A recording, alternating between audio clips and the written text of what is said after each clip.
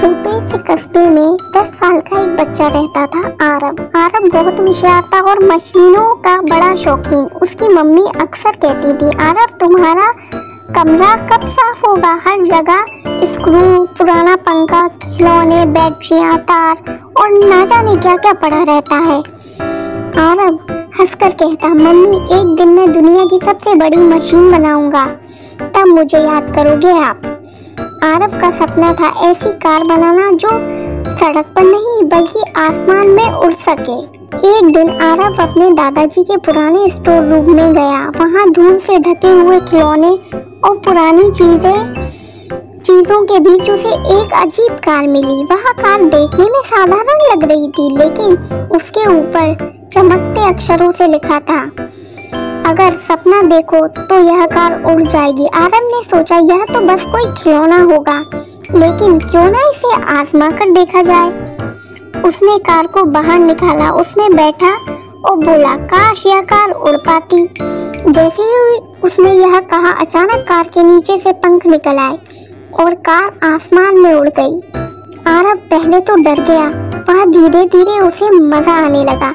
नीचे पूरा कस्बा छोटे छोटे खिलौने जैसे लग रहे थे। लोग उसे देखकर हैरान हो रहे थे, अरे ये कार तो उड़ रही है। आरव खुशी से चिल्लाया, वहाँ मेरा सपना सच हो गया। लेकिन तभी तेज हवा चली, कार का स्टीयरिंग अपने आप घूमने लगा और कार तेजी से घने जंगल की ओर उतर गई।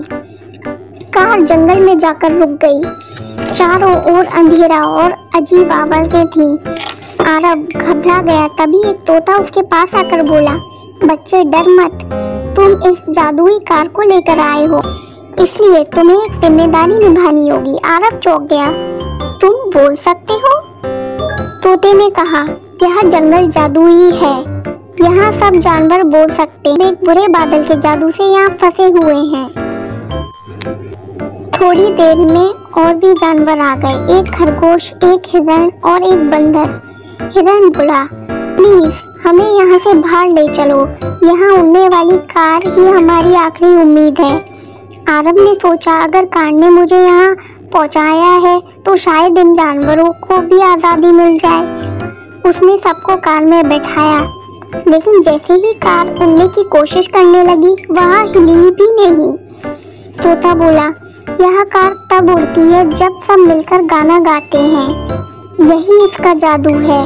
तभी जानवरों ने मिलकर गाना शुरू किया। खरगोश ढोलक की तरह सीट बजाने लगा, बंदर तालियां बजाने लगा, तोता गाने लगा और हिरण अपनी मधुर आवाज में सुर मिलाने लगा। आरव ने भी गाना शुरू किया। जैसे ही सबने साथ मिलकर गाया, कार चमक उठी और आसमान में उड़ने चली।